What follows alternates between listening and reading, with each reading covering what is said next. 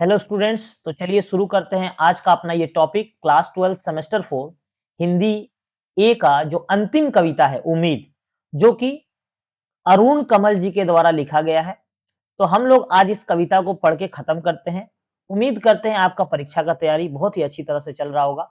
हमने हिंदी के कुछ महत्वपूर्ण प्रश्न बना दिए हैं, वो भी मैं आपको दे दूंगा टेलीग्राम चैनल पे। इसलिए इस वीडियो के डिस्क्रिप्शन में जो टेलीग्राम चैनल का लिंक है, उसमें आप ऐड हो जाएं और वहीं आपको मिल जाएगा हिंदी का ब्रह्मास्त्र, यानी कि ब्रह्मास्त्र सीरीज यानी कि महत्वपूर्ण प्रश्न।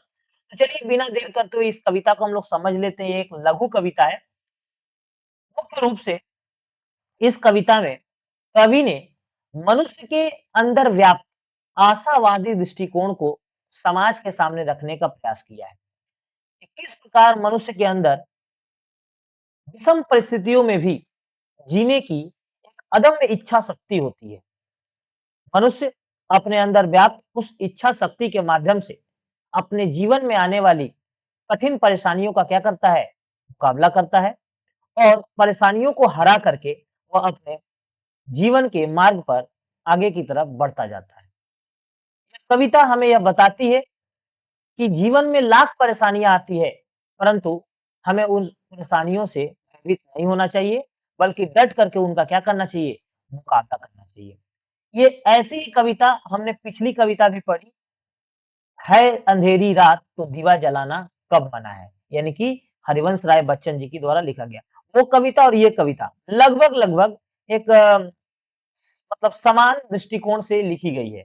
यह भी एक आशावादी कविता है, वह भी एक आशावादी कविता है। यह एक लघु कविता है, वो थोड़ा-सा एक लंबी कविता थी, लेकिन ये एक लघु कविता है। चलिए हम लोग देखते हैं कि मनुष्य अपने जीवन में कई तरह की परेशानियों को झेलता है और उन परेशानियों का सामना करके वह फिर से जीवन में आगे बढ़ने की कोशिश करता है। इस तरह से मनुष्य कभी हार नहीं मानता। मनुष्य के अंदर जीने की वो जो अदम्य इच्छा शक्ति होती है, उस अदम्य इच्छा शक्ति को जिसे हम जिजीविषा कहते हैं, मनुष्य के अंदर जिजीविषा होती है। जिजीविषा यानी कि जीने की इच्छा शक्ति, प्रचंड इच्छा शक्ति। मनुष्य जो है बार-बार उसके जीवन में परेशानियाँ आती है, उनका मुकाबला करता है और वो फिर उठ खड़ा होता है, फिर से परेशानियों का सामना करने के लिए। क्योंकि वह जानता है कि परेशानियाँ जीवन में कभी खत्म होने वाली नहीं है। मनुष्य एक दिन खत्म हो जाएगा, लेकिन उसके जीवन में आने वाली परेशानियाँ कभी खत्म नहीं होगी। तो चलिए इस कविता को बिना देर के हम लोग आगे बढ़ाते हैं। उम्मीद अर्थात उम्मीद का अर्थात होता है आशा की किरण, यानी कि आशावादी दृष्टिकोण को अपनाया गया है। अरुण कमल जी क्या कहते हैं? अरुण कमल जी कहते हैं, आज तक आज तक मैं यह समझ नहीं पाया कि हर साल बाढ़ में पड़ने के बाद भी लोग दियारा छोड़कर कोई दूसरी जगह क्यों नहीं जाते। देखिए ये 3 लाइन।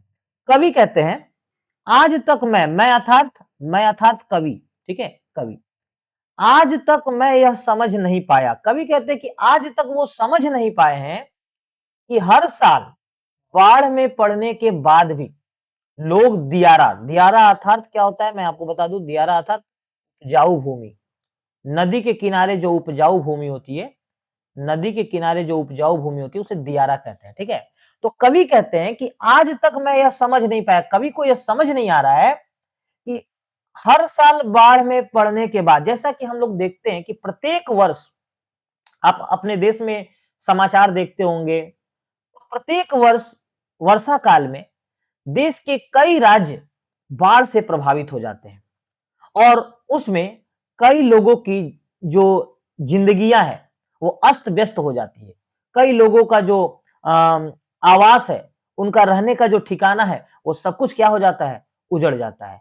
तो कि हर साल बाढ़ में पड़ने के बाद भी लोग दियारा छोड़कर क्यों कोई दूसरी जगह क्यों नहीं जाते। दियारा अर्थात नदी का वो किनारा, क्योंकि बाढ़ जो है वो नदी के किनारे पर आता है। तो कवि के मन में यह जो है एक प्रश्न है कि वो आज तक ये नहीं सोच पाया। जैसे मान के चलिए कि कोई ऐसा जगह जहां पर हमेशा हमेशा बाढ़ आता है, हर साल नियम से बाढ़ आता है और पूरा जो घर है वहां का, लोगों की जो जीविकाएं हैं, लोगों का जो पालतू पशु है, हर तरह से वो तबाह हो जाते हैं। उनका घर उजड़ जाता है, उनका आशियाना उजड़ जाता है, वो खाने खाने को मोहताज हो जाते हैं। हर साल का उनका ये हाल है। आप तो देखते ही होंगे बिहार में, पश्चिम बंगाल के दामोदर नदी के जो क्षेत्र है उसमें, अभी तो हाल ही में दार्जिलिंग में भी देखने को मिला। मतलब भारत के लगभग कई राज्यों में हर साल बाढ़ आते हैं और वो एक निश्चित जगह पर ही आते हैं, जहां पर लोग प्रत्येक वर्ष उस बाढ़ से प्रभावित होते हैं। लोग जो है उस बाढ़ से प्रभावित होने के कारण इधर-उधर क्या हो जाते हैं, उनका जो आवास है इधर-उधर भटक जाता है। लेकिन हर साल बाढ़ में पड़ने के बाद वो हमेशा के लिए वो जगह छोड़ करके नहीं जाते हैं। कुछ समय के लिए तो हटते हैं। कुछ समय के लिए बाढ़ जब आता है, तो कुछ समय के लिए तो लोग वो जगह को छोड़ करके हटते हैं पीछे। लेकिन वो हमेशा के लिए नहीं हटते हैं। वो फिर पुनः क्या होते हैं, उसी जगह पर आ जाते हैं जब बाढ़ का प्रभाव कम हो जाता है। तो कवि कहते हैं कि उन्हें आज तक नहीं समझ में आया कि बाढ़ तो हर साल आती है, तो लोग दियारा छोड़कर, यानी कि कहाँ बाढ़ आती है? दियारा में। यानी कि वो नदी का किनारे जो उपजाऊ भूमि है, उस जगह पे लोग दियारा छोड़कर दूसरी जगह क्यों नहीं चले जाते? आखिर लोग हमेशा बाढ़ को झेलने के लिए, बाढ़ का सामना करने के लिए, उस प्राकृतिक आपदा का सामना करने के लिए क्यों तैयार है? आखिर उनके अंदर इतनी शक्ति कहाँ से है? यह बताता है कि मनुष्य को अपनी भूमि से लगाव है। मनुष्य जहाँ पर निवास करता है बहुत ही दिनों से, उससे उसका एक मन का, दिल का रिश्ता जुड़ जाता है उस जमीन से। तो उस लोगों के अपनी भूमि के प्रति लगाव को यहाँ दिखाने का प्रयास कर रहे हैं और लोगों के अंदर की वो इच्छा शक्ति जो परेशानियों को सामना करने में हिम्मत देती है, उस चीज को यहाँ पर कवि ने दिखाने का प्रयास किया है कि हर साल बाढ़ में पड़ने के बाद भी लोग दियारा छोड़कर दूसरी जगह क्यों नहीं जाते। हर साल देखिएगा आप बाढ़ का प्रभाव होता है, लोग रोते हैं, लोगों का आशियाना उजड़ जाता है, पशु बह जाते हैं, मतलब तरह-तरह की बीमारियों का सामना करते हैं, परंतु फिर भी वो कुछ समय के लिए उस जगह को छोड़कर हटते हैं, लेकिन बाढ़ का प्रभाव कम होते ही पुनः वहां पर आ जाते हैं वो। समुद्र में आता है तूफान, तटवर्ती सारी बस्तियों को पोंछता, वापस लौट जाता है और दूसरे ही दिन तट पर बस जाते हैं गांव। क्यों नहीं चले जाते ये लोग कहीं और? आइए इस लाइन को समझते हैं। समुद्र में आता है तूफान, कवि कहते हैं, बाढ़ का तो उन्होंने उदाहरण दे दिया, अब वो कहते हैं कि समुद्र में चक्रवातीय तूफान आते हैं। आपने तो देखा ही होगा, खासकर पश्चिम बंगाल में, जो दक्षिण बंगाल में रहने वाले लोग हैं, हम लोग दक्षिण बंगाल में रहते हैं, तो हम लोग चक्रवात को कभी ना कभी देखते रहते हैं। आप बंगाल के जो समुद्री एरिया है, दीघा हो गया, गंगा सागर हो गया, उधर आप चल जाइए, साउथ 24 परगना में चले जाइए, तो उन सब क्षेत्रों में जब तूफान आता है, तो वहां के गांव तूफान से क्या हो जाते हैं? उजड़ जाते हैं। लोगों का जो बसेरा है, वो उजड़ जाता है। लोगों के घर, झोपड़ी उजड़ जाते हैं। कई जंतु जो पालतू जानवर है उनको परेशानियां होती है, लोगों को ठीक तरह से भोजन तक नहीं मिल पाता। तो समुद्र में आता है तूफान, समुद्र में तो तूफान आता है। तटवर्ती, तटवर्ती यानी कि समुद्र के किनारे बसे सारी बस्तियों को पोंछता। पोंछने का तात्पर्य क्या है यहाँ पर? उजाड़ना, उजाड़ना, उजाड़ना। ध्यान रखिएगा, पोंछने का अर्थ है उजाड़ना। उस समुद्र में आने वाला वो तूफान अपने तट के आसपास बसे जितने भी गांव, बस्ती, बस्ती का अर्थात गांव, बस्ती अर्थात गांव, जो समुद्र के किनारे गांव बसे हैं, उन गांव को समुद्री तूफान क्या करता है? उजाड़ देता है। लोगों का जीवन अस्त व्यस्त हो जाता है और उसके बाद लोग इस तूफान का सामना करने के लिए कुछ देर तो तूफान से डर करके वो भयभीत होकर पीछे तो हटते हैं, परंतु वो हमेशा के लिए उस जगह को छोड़ करके नहीं जाते। आप जा करके देखिए, समुद्र के किनारे क्यों नहीं? समुद्र के किनारे लोग नहीं रहते, रहते हैं। जब समुद्र में तूफान आने का अलर्ट जारी होता है, तो वो उस जगह को छोड़ करके सरकार उन्हें हटा देती है और पुनः वो अपने जगह पर जाकर के बस जाते हैं। ये दिखाता है कि मनुष्य जो है, अपने अंदर की जो उसकी इच्छा शक्ति है, वो उसे इतनी हिम्मत देती है कि वो जीवन में आने वाली परेशानियों को क्या करता है? सामना करने को हमेशा तैयार रहता है। वापस लौट जाता है, पूछता हुआ क्या करता है? समुद्री तूफान वापस लौट जाता है और पर दूसरे ही दिन तट पर फिर बस जाते हैं गांव। वो गांव को उजाड़ दिया, लेकिन दूसरे ही दिन मनुष्य के अंदर जो उसकी भूमि के प्रति लगाव है, जिस भूमि पर वो निवास करता है, उस भूमि का जो के प्रति उसका जो प्रेम है, वो उसे खींच लाता है। उसके अंदर जो आशावादी दृष्टिकोण है, वो उसे अंदर से हिम्मत देती है कि वो पुनः उस स्थान पर जाए और उस स्थान पर जाके अपने जीवन का एक नया शुरुआत फिर से करे, फिर से उठ खड़ा हो और अपने जीवन में क्या करे? आगे बढ़े। तो यहाँ पर कवि यही दिखाना चाहते हैं। और दूसरे ही दिन तट पर बस जाते हैं गाँव, क्यों नहीं चले जाते ये लोग कहीं और? कवि के मन में ये सवाल है कि आखिर ये लोग क्यों हर साल इन परेशानियों को झेलने के लिए तैयार रहते हैं? क्यों नहीं वे कि कोई अपना अस्थायी समाधान ढूँढ लेते हैं? हमेशा के लिए ये ऐसे स्थान पे चले जाएँ जहाँ पर उन्हें किसी भी प्रकार के प्राकृतिक आपदाओं का सामना ना करना पड़े। ये सवाल कवि के मन में है, यही सवाल कवि कहते हैं करते हैं, अपने आप से करते हैं, ठीक है?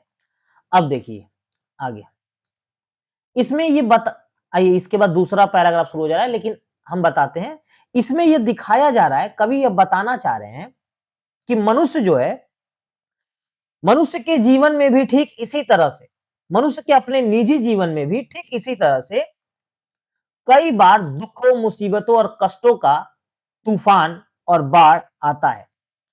लेकिन मनुष्य को उससे घबराना नहीं चाहिए। किसी भी प्रकार के मानव के जीवन में जब दुख आए तो उससे ना घबराकर उसका डट करके क्या करना चाहिए? सामना करना चाहिए। तभी जाकर के मनुष्य जो है जीवन में आगे बढ़ पाएगा। क्योंकि मनुष्य जो है एक जीवित प्राणी, एक जीवित प्राणी के अंदर एक ऐसी अदम्य शक्ति होती है जो उसे अंदर से उत्साहित करती है कि वो अपने परेशानियों का सामना करे। क्योंकि जैसा कि हम लोग तो अक्सर सुने हैं कि चलती का नाम गाड़ी, आप सुने होंगे ना? चलती का नाम गाड़ी कहने का मतलब क्या है? जिंदगी, अगर आप जीवन जो है ना चल रहा है तो जीवन है, रुकना तो मौत है। इसी चीज को यहाँ पर सजीवता से प्रस्तुत किया गया है। तो कवि यही भाव में वो बताना चाहते हैं कि मनुष्य जो है हार मानता नहीं है। हाँ, वो पीछे जरूर हटता है, मुसीबतों से पीछे जरूर हटता है, परंतु उसका सामना करता है और फिर आगे की तरफ वो बढ़ जाता है। फिर से नई मुसीबतों का सामना करने के लिए वो तैयार हो जाता है। वो कभी हार नहीं मानता। इस कथन को उन्होंने बताने का और समझाने का प्रयास किया है। चलिए आगे देखते हैं।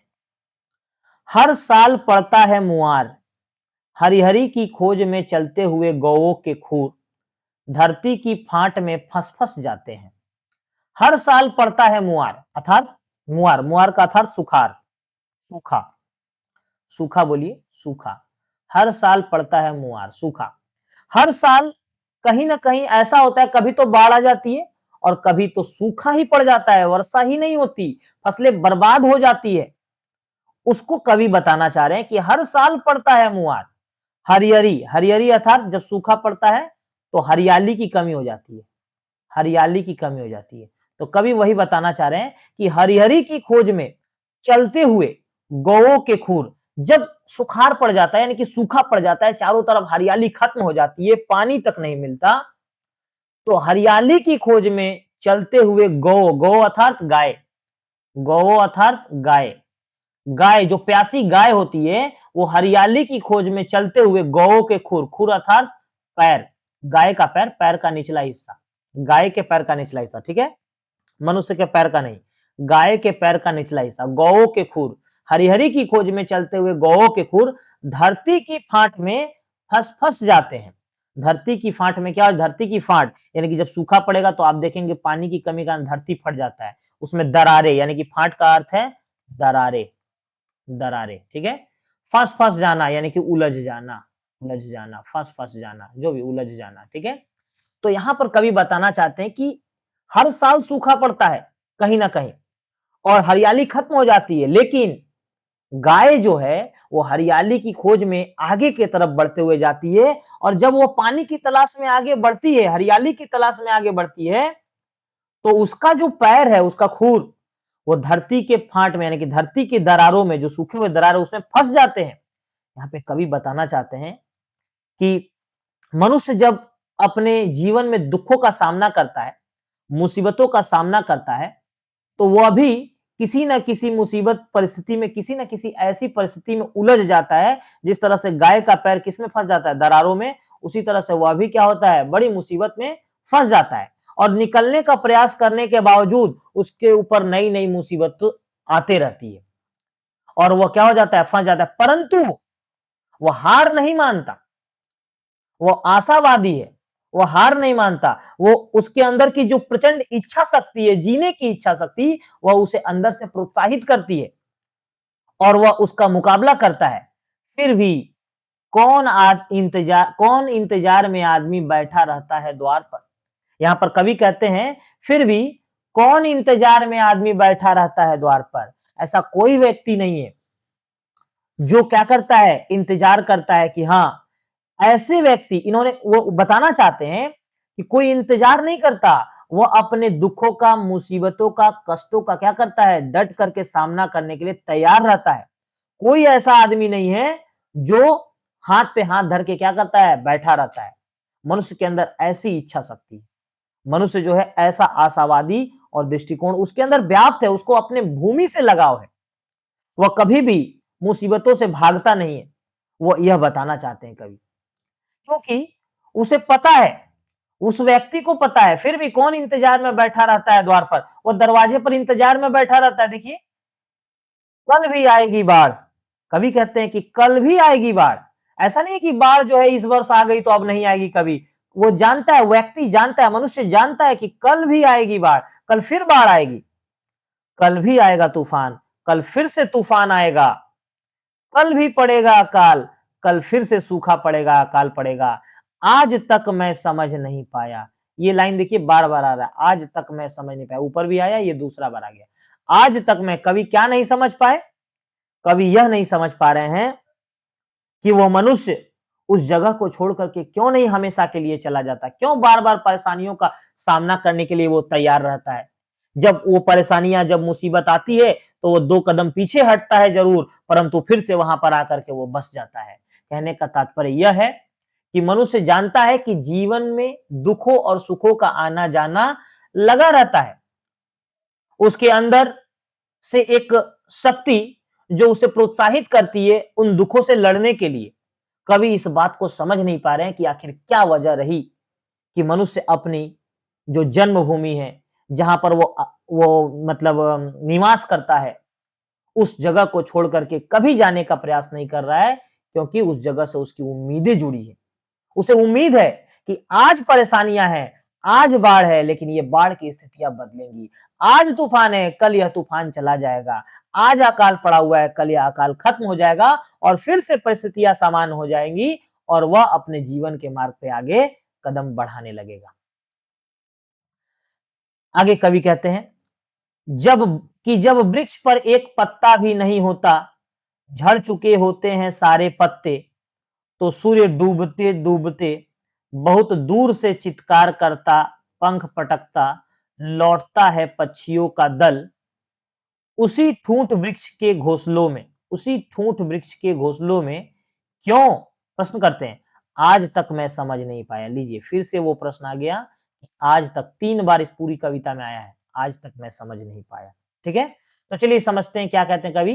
कवि कहते हैं कि जब वृक्ष पर एक पत्ता भी नहीं होता, जिस वृक्ष पर एक पत्ता नहीं होता है, यानी कि पतझड़ का मौसम में वो पत्ता क्या हो जाता है, झड़ जाता है। झड़ चुके होते हैं सारे पत्ते, सारा पत्ता पतझड़ के मौसम में झड़ चुका होता है।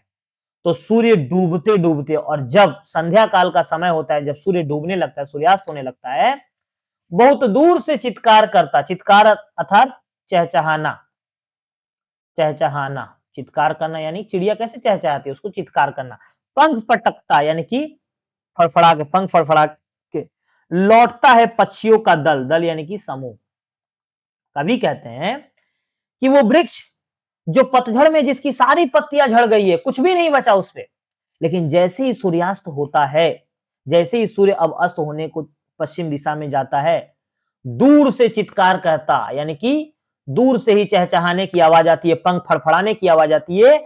और किसके पंख फड़फड़ाने और चहचहाने की आवाज आती है? तो पक्षियों का एक झुंड, पक्षियों का एक समूह दूर से ही चहचहाते हुए, पंख पटकते हुए आता है। और कहां आता है? उसी ठूंठ वृक्ष के, ठूंठ अर्थात सूखा, वो सूखा वृक्ष, वो पूरा पत्थर से झड़ा हुआ वृक्ष, सूखा वृक्ष, उसी ठूंठ वृक्ष के घोंसलों में क्यों? आखिर वो पंछी, वो पक्षी जो है उसी वृक्ष के घोंसलों में क्यों आते हैं? कवि को यह समझ ही नहीं आ रहा है आज तक।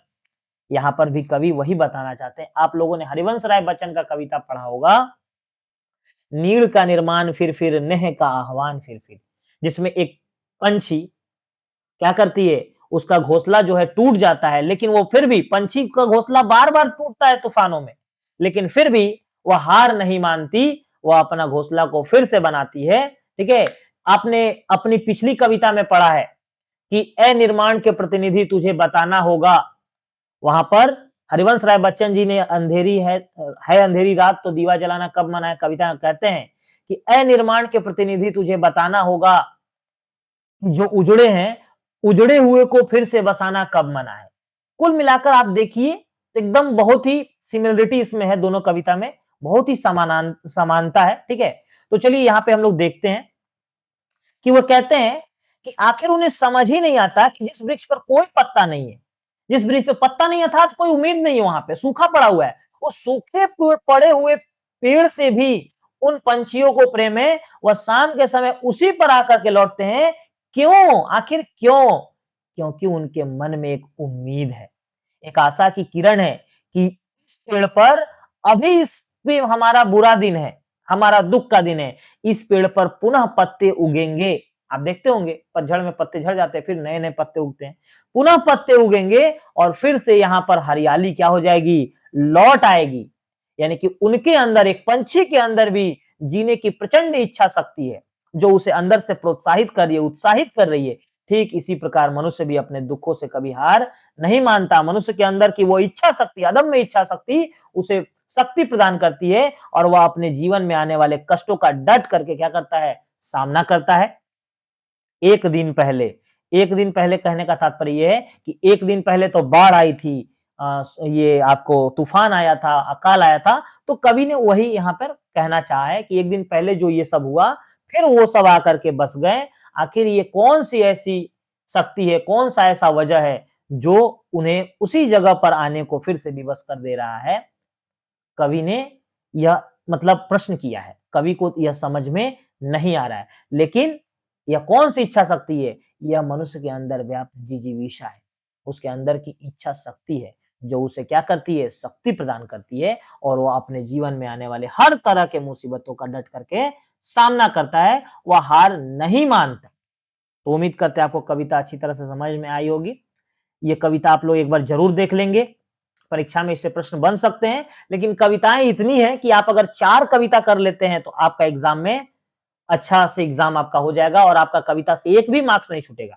4 कविता में आप नींव रखने वालों का गीत, है अंधेरी रात तो दिया जलाना कब मना है, इसके अलावा आप पढ़ लीजिए धूमिल की दोनों कविताएँ बहुत ही महत्वपूर्ण है। याद रखिए धूमिल की दोनों ही कविताएँ बहुत ही महत्वपूर्ण हैं और इसके साथ सवेरे उठा तो धूप खिली। उम्मीद कविता को भी थोड़ा बहुत देख लीजिए, आपका काम हो जाएगा। मैं उम्मीद करता हूँ कि आपका परीक्षा अच्छा जाएगा क्योंकि आपने तैयारी बहुत ही मेहनत से की है, लगन से की है। तो चलिए अब इसके बाद तो कहानी का मैं टॉपिक फिलहाल नहीं कराऊँगा क्योंकि कहानी में बहुत समय लगेगा। कहानी जो है आप अपने से पढ़ लेंगे।